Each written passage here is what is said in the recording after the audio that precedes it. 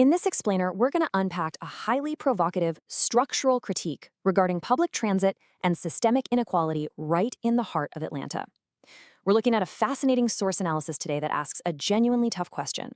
Is a public transit system a ladder for economic mobility, or is it actually an engine for maintaining a massive economic divide? To even begin to wrap our heads around this argument, we really have to start with the staggering baseline statistic that defines Atlanta's racial wealth gap: 46 to 1. This number is literally the focal point of the structural critique we're examining, and it kind of forces us to look past the shiny marketing of city growth to see the raw economic reality underneath.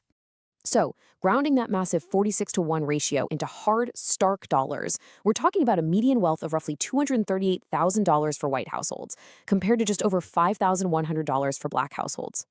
Setting this reality out in plain numbers really sets the stage for an intense debate about public infrastructure. I mean, how exactly does a city's transit system factor into a wealth gap that is this extraordinarily wide? Well, our source material kicks off with some raw grassroots commentary. It explicitly frames MARTA, that's the Metropolitan Atlanta Rapid Transit Authority, not as a neutral tool for public equity, but as an active participant in maintaining this massive divide. The commentator is asking what role MARTA plays in a city with the highest wealth disparity in the entire country, which, sparks a pretty profound structural debate. And to answer that, the analysis breaks down a few historical and operational realities. Section 1. Engineered fragmentation, the historical trap. According to the source, MARTA didn't create the wealth gap out of thin air, but its geographic limitations were explicitly designed by the exact same forces that entrenched it. Back in the late 60s and 70s, suburban counties repeatedly voted down joining the transit system, driven heavily by racialized rhetoric about, quote, keeping in-town elements out. This suburban pushback effectively trapped black workers living in the city center or south of I-20. It drew invisible but very, very real economic borders. The source argues that the fallout from those borders is severe. By rejecting transit integration, this engineered isolation completely severed transit-dependent residents from the massive job growth engines migrating to the northern suburbs, places like Perimeter, Alpharetta, and Cumberland. The critique points out that if you don't own a reliable car in Atlanta, your access to high-paying regional employment just drops precipitously because of this initial design. Section 2. Spatial mismatch and the time tax. The logistical drain. The analysis introduces this really compelling concept of a time tax. Think of this as the asymmetric cost of spending 3 to 4 hours a day trapped in a cycle of transfers and late buses just to hold down a low-wage job. The crucial point here is that in a closed economic system, time is your ultimate asset. Burning hours in transit leaves absolutely zero margin for wealth-building activities. If you're commuting 4 hours a day, you simply do not have the bandwidth for continuing education, wealth management, or entrepreneurship.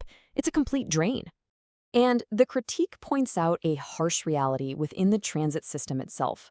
Heavy capital is frequently funneled into fixed rail lines that cater to choice riders commuting into the central business district. But meanwhile, the underfunded bus network, which heavily serves working-class neighborhoods and is an absolute primary lifeline, often faces way longer wait times, complex transfers, and just a general lack of basic shelter infrastructure. Section 3. Gentrification and transit-oriented development, the financial squeeze.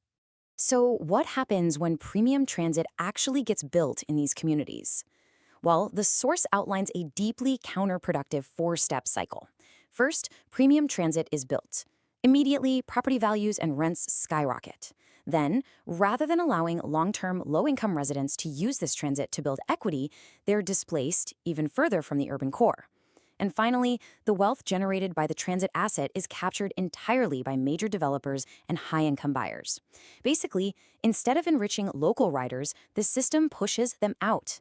Compounding this entire financial squeeze is a funding stranglehold. For decades, MARTA has historically relied almost entirely on regressive local sales taxes. The source makes a really striking point here. Lower-income residents, who are a captive market without cars, disproportionately fund the system relative to their income. The working class is quite literally paying to fund the infrastructure of their own daily depletion. Section 4. The Conveyor Belt Critique, a provocative paradigm shift. Now, the source material definitely does not hold back here, presenting this highly charged quote: Atlanta is the quintessential 21st century slave state, and MARTA is an alignment facilitating the divide. Impartially reporting on this text, it really showcases the deep frustration embedded in the grassroots critique.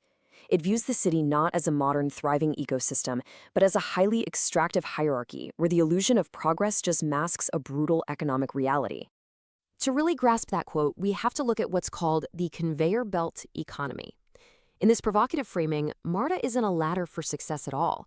It's just the logistical pipeline keeping the wheels of the dominant wealthy economy turning. It imports low-wage labor to keep the hotels and corporate offices running, and then it exports those workers back out to the margins once their shift is over. It provides mobility for labor, sure, but never mobility for wealth. The source text goes on to diagnose three distinct operational realities that function together to ensure the labor force remains captive, preserving that 46-to-1 baseline. First, the mobility illusion, subsidizing affluent assets with heavy rail while core bus routes are left underfunded. Second, the extraction of daily sovereignty, consuming a worker's energy through that daily logistical survival tax we talked about. And third, the pipeline of compliance, ensuring the affluent sectors always have a steady, liquid, but economically stagnant labor pool brought right to their doorsteps. Which leads to this poignant piece of modern critique from the source. MARTA is cap as a means for leverage. Stripping away the sterile, bureaucratic language, the critique argues that calling the system indispensable or a public good simply normalizes something that is fundamentally predatory. It essentially frames a mechanism of bare survival as if it were a tool of empowerment. Section 5. Dismantling economic containment, reframing the narrative. So, what should we take away from this? The source argues that true awareness means properly diagnosing the problem, and that means shifting the conversation from just fixing a broken transit system to actually dismantling an infrastructure of economic containment. We have to reject sanitized terms like service optimization and acknowledge a hard truth presented by the critique. The system isn't broken. It's working exactly as it was structurally incentivized to work, all to preserve that 46-to-1 disparity. I'll leave you with this final provocative thought from the source material to consider the next time you hear a debate about public transit, equity, and the real cost of infrastructure. What does an infrastructure of actual economic sovereignty look like that rejects this pipeline entirely?